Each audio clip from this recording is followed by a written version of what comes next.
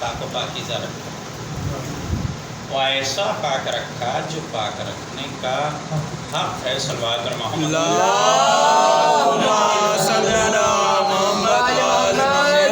مسئلہ ہے طہارت۔ اہل بیت کے نزدیک ہر کوئی نہیں آ سکتا۔ آپ چاہیں گے پوری دنیا اہل بیت سے محبت کرنے لگے، پوری دنیا اہل بیت سے محبت نہیں کرتی، کیونکہ یہاں حسب و نسب کی قید ہے۔ اگر حسب و نسب صحیح ہے تو اہل بیت سے محبت کرے گا، اگر حسب و نسب صحیح نہیں ہے تو اہل بیت سے محبت نہیں ہو سکتی۔ یہاں طہارت کا ہونا ضروری ہے۔ اللہ کہہ رہا ہے کہ میں نے رجس کو دور رکھا ہے، تو جہاں پاکیزگی ہوگی وہیں اہل بیت کی محبت ہوگی، اور جہاں پاکیزگی نہیں ہے وہاں اہل بیت کی محبت ہو ہی نہیں سکتی ہے۔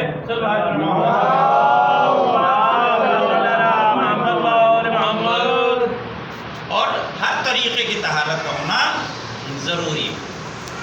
دیکھیے، ایک ہوتا ہے جسمانی طہارت، ایک ہوتا ہے ذہنی طہارت، اور ایک خون کی طہارت۔ جسمانی طہارت بھی ہونا ضروری ہے، ذہنی طہارت بھی ہونا ضروری ہے، اور خون کی طہارت بھی ہونا ضروری ہے۔ اور سب سے اہم ہے خون کی طہارت۔ اگر خون طاہر ہے تب تو اہل بیت سے محبت کرے گا، اور خون طاہر نہیں ہے تو اہل بیت سے محبت نہیں کر سکتا ہے، چاہے اس کا ذہن پاک ہو اور چاہے جسم پاک ہو۔ صلوات پر محمد۔ سارا دانہ یقیناً غذا کا استعمال کی ضرورت ہے۔ اور ایمان کے زمانے میں متوکل نے پابندی لگا دی کہ کوئی ایمان کی زیارت کو نہیں جائے گا، پابندی لگی، اور اگر جائے گا تو ٹیکس جمع کرنا پڑے گا، پیسہ دینا پڑے گا ادھر ایمان کی زیارت۔ اور ساتھ ہی ساتھ کہا کہ میرے سے مسئلہ پوچھنے کوئی آئے گا تو اس کو انعام ملے گا۔ ایک چاہنے والا تو اس نے سوچا کیوں نہ ادھر جائیں، تو اس سے کوئی سوال کر لیں گے، ادھر سے جو پیسہ ملے گا وہ ادھر ٹیکس جمع کر دیں گے۔ یہ آج کل والا مزاج تھا، 1400 سال پہلے بھی۔ صلوات پر محمد۔ مگر وہ اپنا فائدہ سوچتا ہے کہ ادھر سے فائدہ ہو جائے ادھر سے فائدہ ہو جائے۔ میں بھی سوچا یہ کام بھی ہو جائے گا، زیارت بھی ہو جائے گی، ادھر سے پیسہ لے تو ادھر ٹیکس جمع کر دیں گے۔ آج کسی کے سامنے کہیے بہت اچھا دماغ تھا، چند قدم چلا اسی ارادے سے کہ ہم جائیں گے، زمین نے جھنجھوڑا۔ لیکن دو چیزیں ہوتی ہیں، ایک ہوتا دل، ایک ہوتا ضمیر۔ دل غلط سوچتا ہے، ضمیر غلط نہیں سوچتا۔ دل میں برائیاں آ سکتی ہیں مگر ضمیر میں برائیاں نہیں آ سکتی، اسی لیے کہا جاتا ہے کہ تمہارا ضمیر مر گیا ہے، تم نے دل کی مان لی۔ تو ہر جگہ دل کی نہیں ماننا چاہیے، اگر دل صحیح کہہ رہا ہے تو ماننا چاہیے، اگر دل غلط کہہ رہا ہے تو چاہے دولتوں کے امار کیوں نہ لگا دی جائیں مگر دل کی نہیں ماننا ہے۔ صلوات پر محمد۔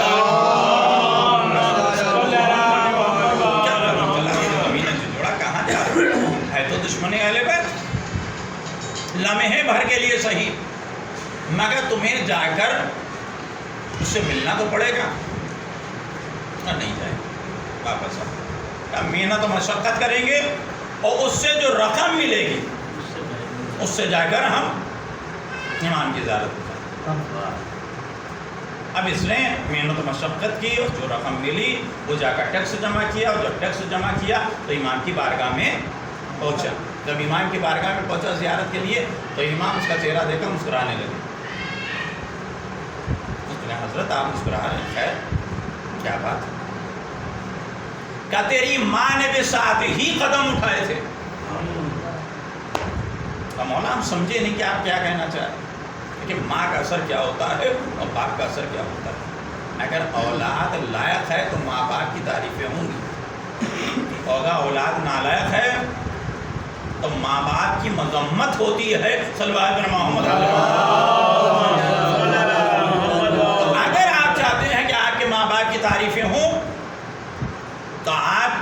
صحیح اور سالم بننا ہے، نیک سیرت بن. دنیا کیا کر رہی ہے اسے چھوڑیے، ہم اپنے کو نکھار کر لائیں. دنیا ہمیں برا کہہ رہی ہے کہنے کے، مگر جب وہ میرے پاس آ کر بیٹھے تو وہ تعریف کرتا ہوا جائے صلی اللہ علیہ محمد یعنی جب معصومین کو نہ چھوڑا، آل محمد کو نہ چھوڑا، تو ہم کیا چیز ہیں؟ ہر برا انسان یہ چاہتا ہے کہ جو پاک شفاف کپڑے پہنے ہوئے ہے اس پر داغ لگ جائے، مگر جو گندا ہوتا ہے وہ داغ لگاتا ہے. مگر جو پاک و پاکیزہ ہوتا ہے فوراً آپ سے کہے گا وہاں نہ بیٹھنا، وہ نجس جگہ ہے. کیوں؟ کیا اس لیے کہ آپ کو برائیوں سے بچا رہا ہے صلی اللہ علیہ محمد برائیوں سے بچا رہا ہے. امام نے کہا تیری ماں نے بھی ساتھ ہی قدم اٹھائے تھے. کیا کہا؟ میں سمجھ نہ پایا کیا کہا. کہا یہ تیری ماں سے تم گیا تھا دشمنی لگا، سوچا تھا کہ اس سے مسئلہ لے، وہ انعام لے کے ٹیکس جمع کرتا تھا. کہا کا ارادہ تو یہی تھا، مگر میں گیا نہیں. کہ مجھے معلوم تم نے محنت و مشقت کی، ٹیکس جمع کیا تو میری زیارت کو آ گئی. اسی طریقے سے نظر نیاز کا بھی مسئلہ ہے، لیکن نظر دینا بہت آسان ہوتا ہے. ہم نے آپ سے لیا، ان سے لیا، پوری جنتا سے لے کر ہم نے نظر دلا دی. وہ نظر آیا محمد آل محمد نے قبول کیا نہیں کیا. سوچنا یہ چاہیے کہ میرے 2 روپے لگے مگر میرے خود کے لگے، تاکہ مولا میرے نذرانے کو قبول کر لے صلی اللہ علیہ محمد قبول کر لے. جائے گا اپنی ماں سے پوچھنا. امام کی زیارت کرنے کے بعد جب واپس آیا تو ماں نے پوچھا میرے لال زیارت کرائے؟ ہاں زیارت تو کرائے. میں کہ میرے آقا نے ایک جملہ کہا. میرے لال کیا؟ کہا کہ تیری ماں نے بھی ساتھ ہی قدم اٹھائے تھے غلط ارادے سے. اس کا مسئلہ کیا ہے؟ اور پھر یہ برا واقعہ بتا دیا جیسے ایسا میں نے سوچا تھا. مگر واپس آ گیا.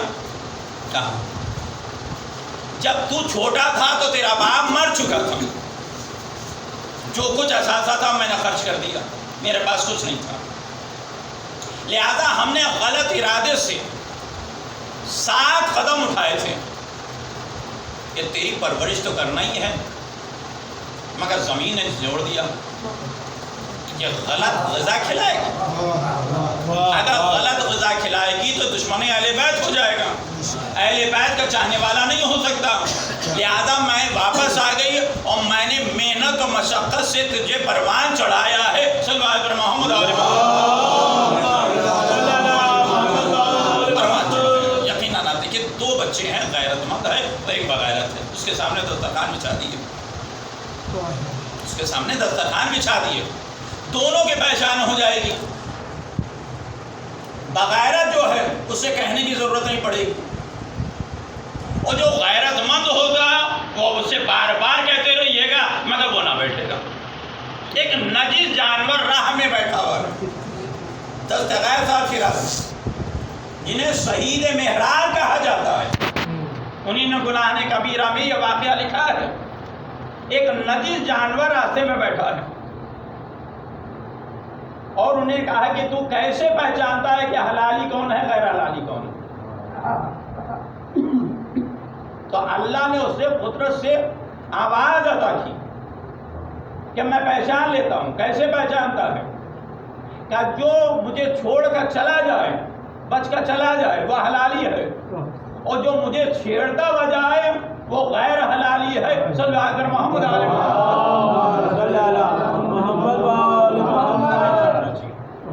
انسان کو خود اپنے میں صلاحیت لانا چاہیے کہ دنیا کرے کیا کیا اہل بیت کے چاہنے والے ہیں، اور اہل بیت کا چاہنے والا کیسا ہونا چاہیے. ہمارے کہنے سے نہیں ہوتا کہ ہم اہل بیت کے چاہنے والے ہیں. اہل بیت خود کہیں کہ ہاں یہ میرا چاہنے والا، یہ میرا محب ہے. اگر کہہ دیا تو یہاں سے لے کر وہاں تک کامیابی ہے. کوئی آپ کو کہیں بھی کسی مسئلے میں پکڑ سکتا نہیں. اگر آپ صحیح سالم ہیں، دشمن کی شکست تو یوں ہی ہو جائے گی، اس لیے کہ آپ اہل بیت کے چاہنے والے ہیں۔ صلی اللہ علیہ محمد علیہ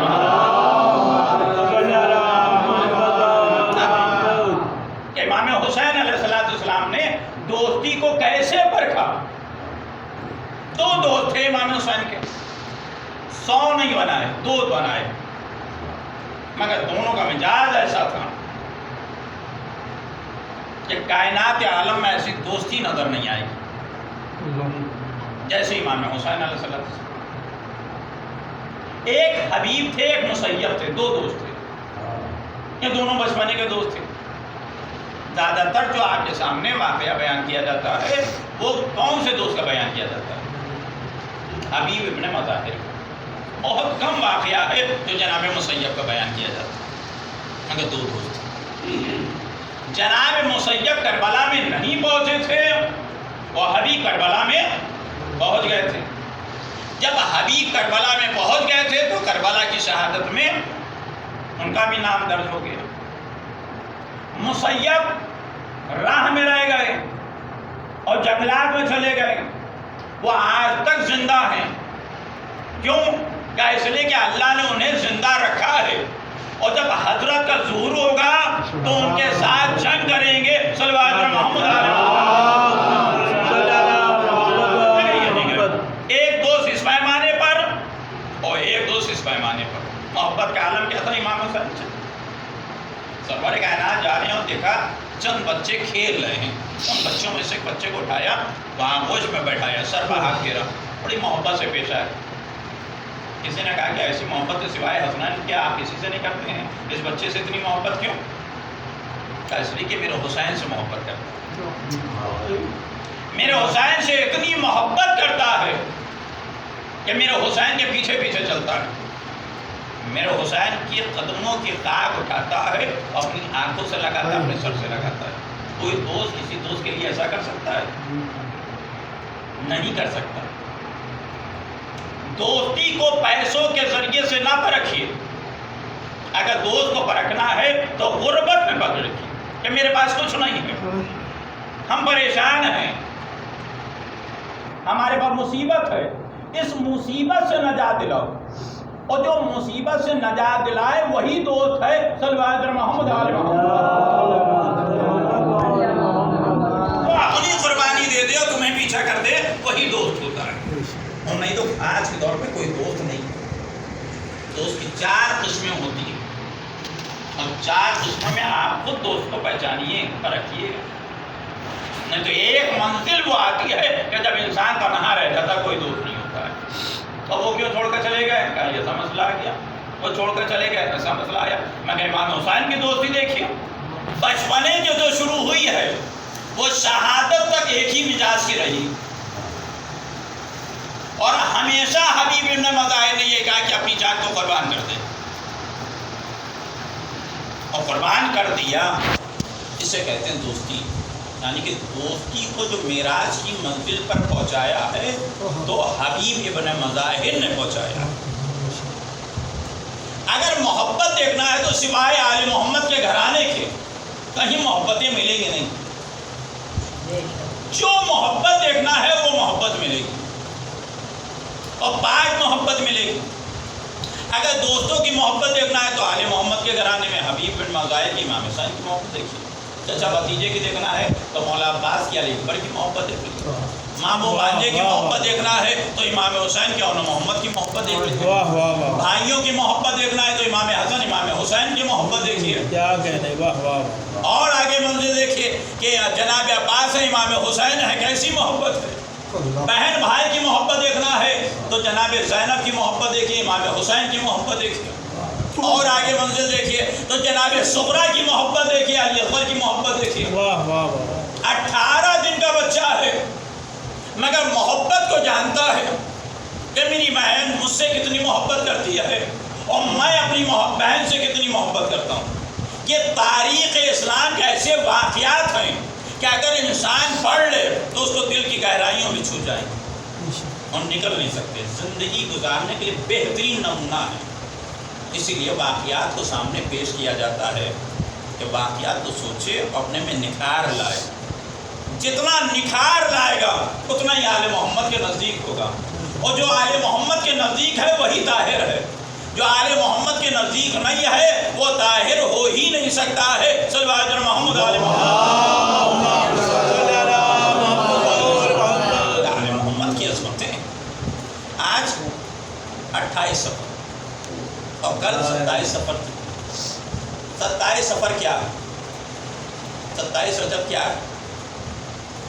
یہ کیا ہے؟ کیا 27 رجب جو ہے وہ بعثت رسول ہے، معراج رسول ہے۔